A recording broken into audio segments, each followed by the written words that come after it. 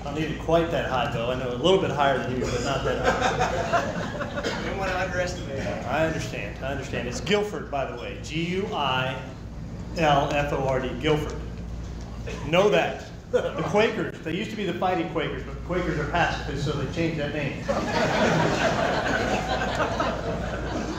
Well, it is indeed an honor to be here as your Director of Athletics and have the opportunity to speak to the Northwest Arkansas Touchdown Club. How many spouses do we have in here? Wives, that is. How many wives? Right here. So I was laying in bed last night mentioning I was speaking to you this morning, asked my wife if she had any great advice. This is the advice she gave me. She said, Hunter, don't try to be too charming. Don't try to be funny. Don't try to be witty or smart. Just be yourself. So I'm going to do my best to follow her advice, and we'll see how things go. But I was going to take you just a minute or two to tell you a little bit about myself. I think it's important that you understand who is leading the Department of Athletics here at the University of Arkansas. I'll tell you a little bit about the success that our student athletes are having in the classroom and on the field, and then tell you a little bit about what's going on in the future planning for our athletic program. So I'm a pretty simple person. You can put Hunter Yurachek in really three nutshells: my faith, my family, and college athletics. Those are my three passions in life in that order. I can't remember a time in the last 15 to 20 years that my morning hasn't started with a cup of coffee and a time in devotion and prayer. That's really kind of helped set the course for my day as a leader of young men and women, and as a leader of my household, and as a husband and a father. My second passion is my family. My wife, Jennifer, of 24 years, who I mentioned gives me great advice. She just helped us move into our 8th home. And we're still married. And that's our 8th home in our 8th city.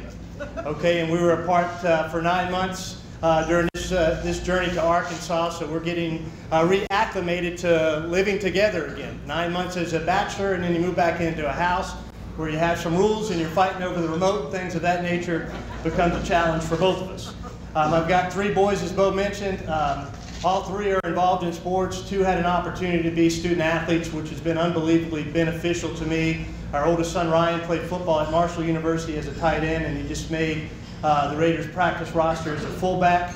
Our middle son, Jake, is a freshman on the football team at the University of Colorado, who played Colorado State last weekend. And Jake played scout team defense, so he told me all about what we're getting ready to face this weekend, because he watched a lot of film on him last week. And our youngest son, Brooks, who has the benefit of being the only child of his 2 parents that are really annoying to him now as a 14-year-old. He's over at Woodland Junior High and has just settled into this community very, very well. My third passion is college athletics. This is my 26th year in this business, and if someone told me tomorrow that I had to choose another profession, I can honestly say I have absolutely no idea what I would go do next. I have enjoyed 26 years of being on a college campus around competitive and driven student athletes and coaches and administrative staff members, and I can't imagine doing anything else. To put it in perspective, 2 years out of college I worked at a bank. In those 12 months that I was at that bank, I probably had 10 to 12 sick days. I'm not sure if I was sick, I just didn't enjoy being at the bank. In 25 years that I've been in college athletics, I have had taken one sick day. Doesn't mean that I haven't been sick. The Lord has blessed me with great health, but on those days that I didn't feel great or was a little under the weather, I still love coming on campus and being around our student athletes and coaches every day. I've had the opportunity during my first 9 months, as Bo said, to travel around this state and meet many Arkansas fans and various constituents, and 2 things became very evident early on. One, there is an unbelievable passion for the Arkansas Razorbacks across this state. It does not matter if you are in West Memphis, El Dorado, or points in between, Little Rock, etc. People have a passion for the Razorbacks. The second is that Razorback fans are somewhat opinionated. They have opinions on whether we should be drinking Coke or Pepsi. They have opinions on whether the slobbering hog should be at midcourt of Bud Walton Arena again. They have opinions on should we wear white uniforms with white helmets, or Cardinal uniforms, or even that dreaded anthracite uniform that you sometimes see us wear. Did I mention anthracite uniforms? But I truly believe that the Department of Athletics is indeed the front porch, not only of the University of Arkansas, but in some instances, the front porch of the state of Arkansas. And that front porch is not the most important room in the house, but it should definitively provide a great impression of that house. And it should be a rallying point for those in the community. And a little bit of a history lesson, I'm not from Arkansas, but the front porch here at the University of Arkansas has provided us something to be really, really proud of over the course of time. Starting with 46 team national championships, 218 conference championships, including 127 since the Razorbacks joined the Southeastern Conference. We've had 41 bowl game appearances, 7 Final Four appearances, 6 by our men and 1 by our women. We've been to the College World Series 9 times following this year's national runner-up finish, and we've had 65 Olympic athletes that have worn Razorback uniforms. That's something that we can all be prideful about our front porch, correct?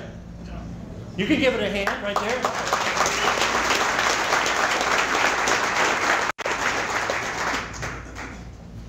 I mentioned that I'm a fairly simple person, and one of the first things I wanted to do when I arrived here was make sure that our Department of Athletics, that we were all aligned together, and that we had one mission, and we had one vision, and we had one thing that we were focused on as a Department of Athletics. And our vision is very simple.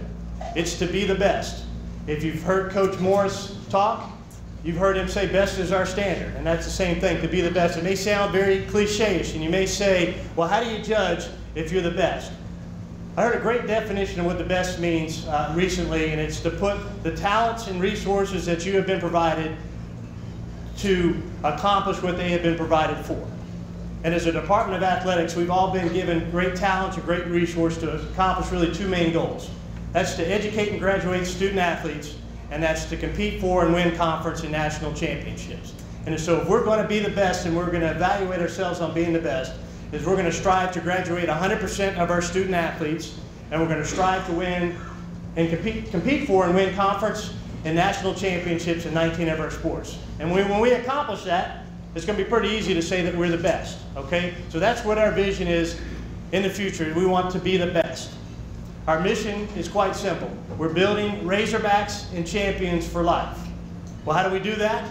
It's my job as a director of athletics to work with our head coaches, our assistant coaches, our administrative team, and support staff to create opportunities for each and every one of our 465 student athletes to have success academically, athletically, and in their personal development. What does that mean? Academic success is what? You graduate. Athletic success, you win championships. And your personal development is we're going to equip you with the skill set. We're going to teach you nutrition. We're going to teach you how to balance a checkbook, how to write a resume, how to interview for a job, how to acquire a job. And hopefully if you have success in those 3 areas as a student athlete, you're going to leave the University of Arkansas prepared to be a champion and a Razorback in whatever you decide to do in life. And finally, our focus is on the success of our student athletes. I tell our coaches and our staff each and every day, when our student athletes have success, we will have success as coaches, as administrators, as a Department of Athletics, and as a university and as a state. It's not our success that comes first, it's the success of our student athletes. You all have an annual report on your table. Don't open it up, just make sure you take it with you, because Kevin Traynor does not want to take any of those back home with him. Is that correct, Kevin? Correct. Okay. But I want to summarize some of the success of our student athletes during the past year. We had 131 of our 465 student athletes that earned a degree from the University of Arkansas. That's 90% of the 145 student athletes who exhausted their athletic eligibility. That 10%, if we're going to be the best, we got to close that margin, right? But that's a pretty phenomenal number, that 90% of the student athletes who exhausted their athletic eligibility during the past year earned a degree from the University of Arkansas. Our student athletes, 465 of them, had a cumulative grade point average of 3.25. 465 athletes pooled together a cumulative grade point average of 3.25. I don't know what everybody's grade point average around here was. Mine didn't come close to that, I'll be honest.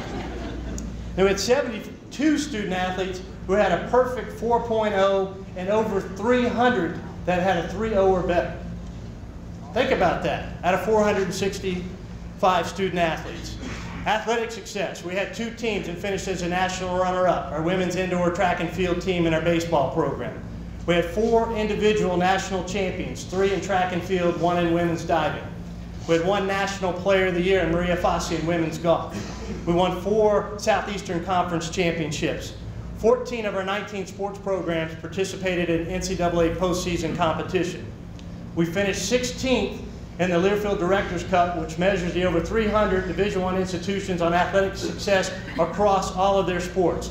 We're the #1 school that had 19 sports or fewer in those standings, 16th overall in the country out of more than 300 schools.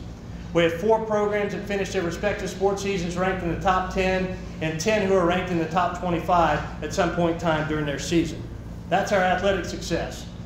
And then as part of our student athlete development, we ask our student athletes to give back to this community that we ask so much from.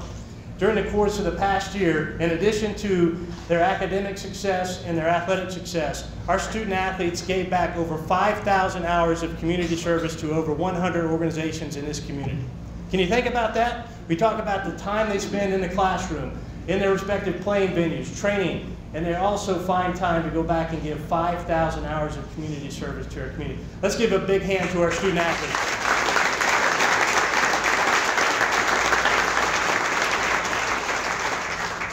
So you see that when I say our focus is the success of our student athletes. When our student athletes have success like I just outlined, we have success as a department and as a university and as a state that supports those student athletes. Looking ahead, a couple things as I travel around the state and talk to our coaches and our staff and university administrators. One of the things I found out is there may not have been, while everybody was Razorback fans, there wasn't a unity among Razorback fans across this state as I traveled from one part to the other. How many of you guys participated in the One Hog Call? It had to be more than you guys had. We must have done a bad job publicizing it to you guys. So the One Hog Call was last Friday at 1 o'clock. It started as an initiative, as their One Razorback initiative to unite people across this state that were Razorback fans. And you're going to see more and more about this One Razorback communication platform rolling out. But the One Hog Call was the official launch of that. We had events here in Fayetteville in the town square that I hosted. Anybody like my hog jacket? See that? Yeah.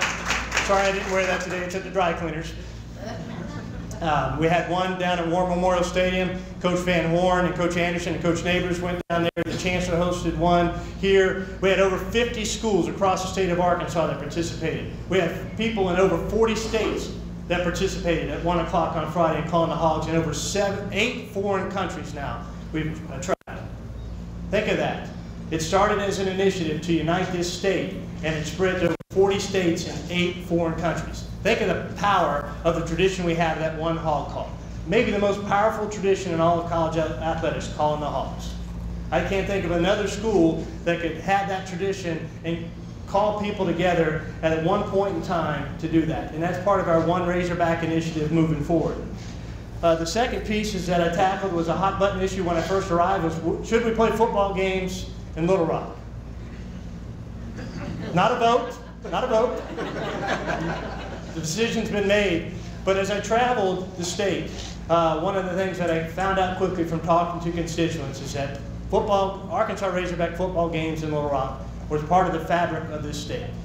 70 plus years now the games have been played there. If you go and look at the record books, more games, Razorback football games, have been played in Little Rock than have been played in Fayetteville. I'm smart enough to know that I was not going to be the athletic director in his first year that was going to break that tradition. But I thought it was the right thing to do as well. I understand all the financial reasons not to play games in Little Rock, but this was not a decision based on dollars and cents, as I've said many times. This is a decision that was based on what's best for the state of Arkansas. And if you really put it in perspective, here in Fayetteville, 39 games over the next 6 years will be played in Fayetteville and 3 in Little Rock. 39 in Fayetteville, 3 in Little Rock. When you break it down into some very simplistic terms, it doesn't sound like it's that big of a deal. And those 3 games are going to be played on Thanksgiving weekend. It's not a recruiting disadvantage for Coach Morris and his staff because we don't have recruits on Thanksgiving weekend. And that was that was a purpose behind that, as well as those Thanksgiving games day games, weekend games in Little Rock have been very successful in the past.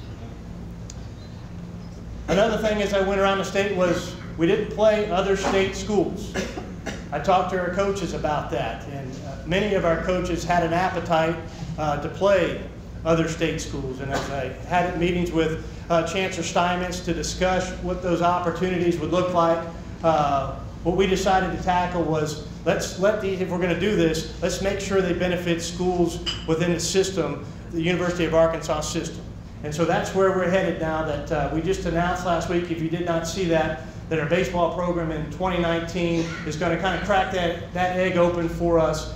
And they're going to play a home game versus University of Arkansas at Little Rock and University of Arkansas at Pine Bluff. And then we're going to allow our other sports to start exploring opportunities with those two institutions, our sister institutions, for potential games in other sports. And really, all of our other sports except gymnastics have competitive programs that are similar to Arkansas Little Rock and Arkansas Pine Bluff.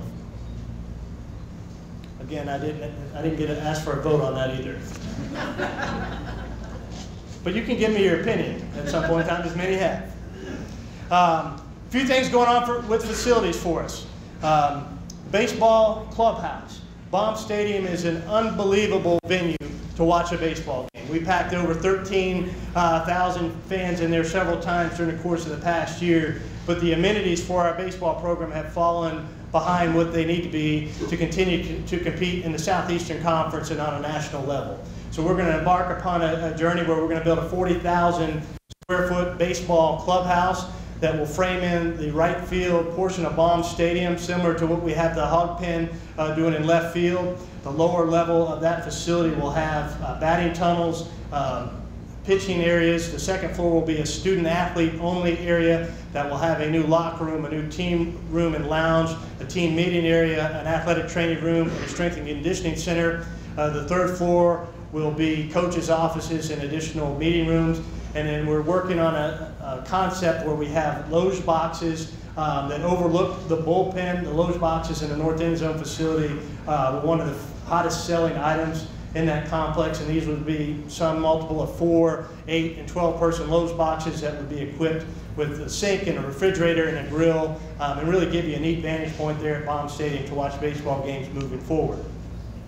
Two other facilities that pertain to our track and field program. Right now our track and field program, our women's program dresses in a locker room that has roughly 35 lockers. That would be great if we had 35 student athletes, but we have approximately 60 female student athletes on our track and field team. The ratio is not quite as dramatic on the men's side because we don't have as many student athletes, but we have a desperate need to build a track and field operations complex at our outdoor track and field venue.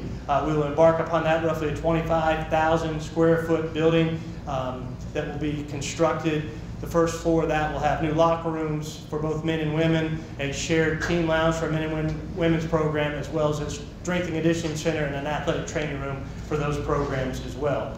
We're also going to spend roughly about $16 or $17 million to do a major renovation to the Randall Tyson Indoor Track Center. We're hosting the 2021 Indoor National Championships, and so in preparation for that event, we're going to do a significant renovation to that venue. And then we just acquired a contract with an architect, AECom out of Kansas City, to conduct a feasibility study for us on what we should do with Bud Walton Arena, meaning what should we do.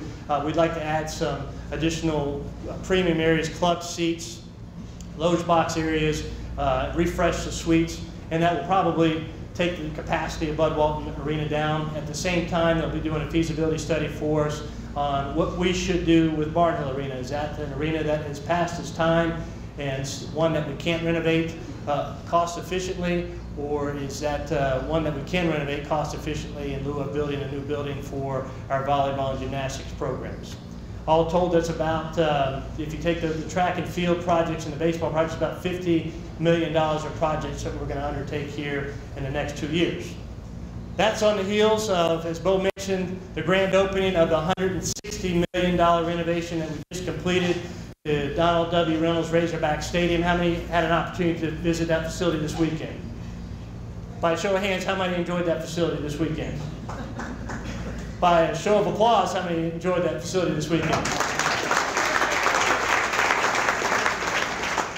Phenomenal facility, $160 million. And really what makes this state special is we built that facility without the benefit of any university dollars, without any student fees, on the backs of the people of this great state.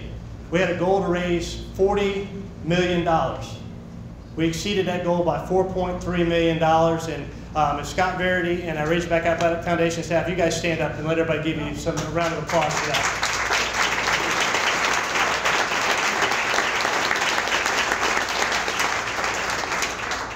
Dean, I noticed you stood up. You stand up again.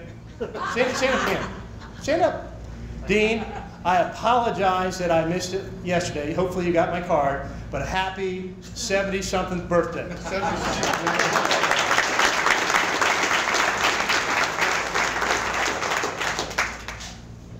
So I get a lot of questions about what I think about Chad Morris. I love Chad Morris. I've been at 8 schools. I've been around what I thought were some really good football coaches, starting with Jim Caldwell. When I started my career at Wake Forest 26 years ago, Jim Caldwell made it to be the coach of the Detroit Lions. To Tom Herman, who's now at the University of Texas. To Joe Moorhead, who's now at Mississippi State. I don't think I have been around a better football coach. Let me qualify that. I know I have not been around a better football coach than Chad Morris. The culture that he's creating within that locker room, the culture that he's creating within our department, the culture that he is creating with our fan base across his state. I promise you that we are going to have success as a football program with Chad Morris as our leader. As he talked about on Saturday, regardless of what you thought of our team's performance, by the way, we won the game by 25 or 30 points, we're just building a foundation right now. We're just building a foundation of something that's going to be really, really special. I was at the national championship game this past year, and Georgia was playing Alabama. I sent Coach a text, and the text simply said Houston 2022. That's where the national championship game is in 2022. That's our goal, and that's our vision, and that's what we're building. And he's going to get everything he needs from around our department in the way of support, and I know he's going to get everything he needs from this fan base, his passionate fan base across his state, to make sure that he has success. And I promise you, Coach Chad Morris is going to have success as the leader of our football program, because our student athletes are going to have success with Chad Morris as the leader of our football program. If you've been paying attention to recruiting, you've seen what's happening with our recruiting class and what we're about ready to sign in the early signing period of December. And it's a special, special recruiting class that's just the start. All right, Bo, I'm going to stop right there, and I'm going to open up for questions. Okay. You guys throw me some softballs. Okay. I think Coach has addressed who's going to be starting at quarterback this week, so I shouldn't have to address that. Yes, Tim. How has the stupid tax law affected your fundraising efforts?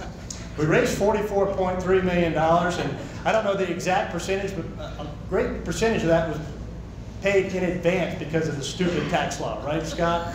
And we really don't know. We've got to go through a full fundraising cycle with that tax law, and we've got our donors have to go through a full tax cycle with that law to really understand what the implications are.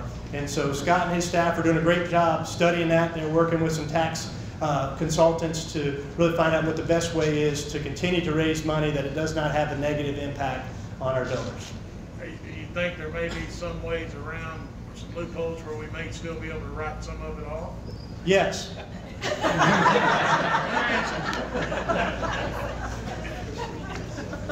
We'll have to cut that out of the tape.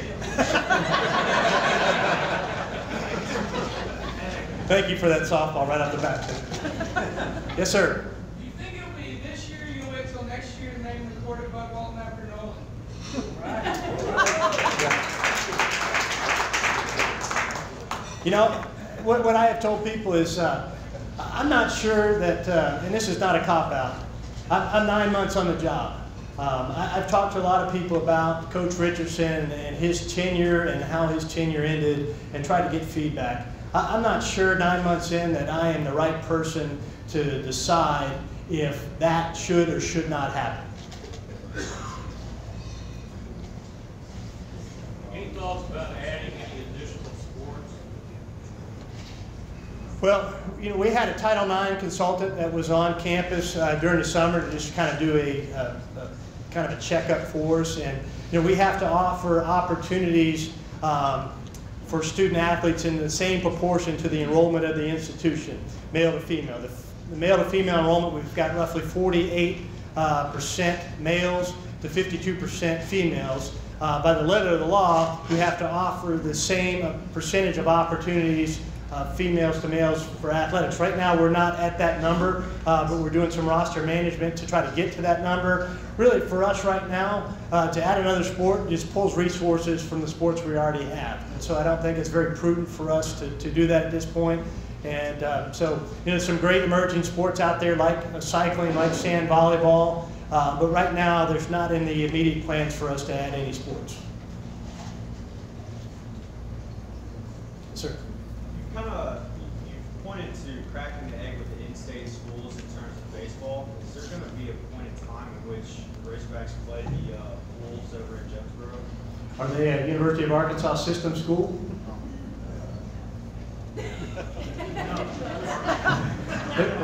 Right now, that egg's just been opened to Arkansas system schools.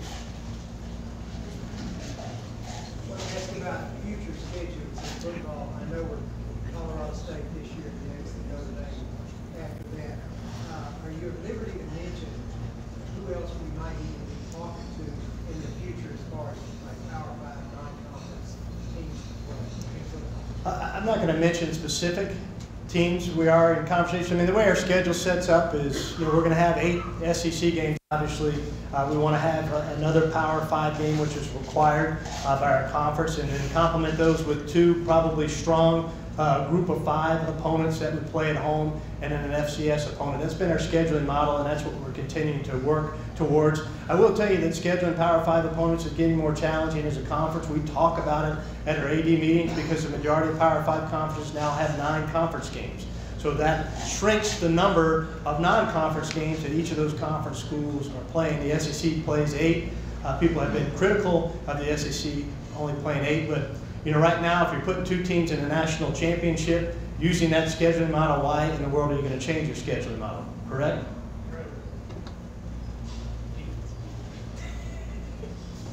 Somebody else had a hand up.